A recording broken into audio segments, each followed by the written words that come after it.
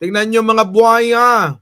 Mga buhaya sa Kongreso. Sino-sino kayo, mga inang-ina kayo? Di na kayo nahiya. Ang kakapal ng inyong mga pagmumuka. Sino ba ito? Pasok! Sa akin eh. Huwag mo ako sigawan. Oo. Ilang beses ka rin nakiusap pa. Oh, wait. Oh, panoorin natin maigi ha. Mahina eh. Oh, okay na. Sige, ito na. Mga inang-ina, nag-away-away na.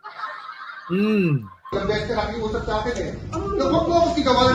Oo. Ilang beses ka rin nakiusap pa. Oo. Hanggang doon na.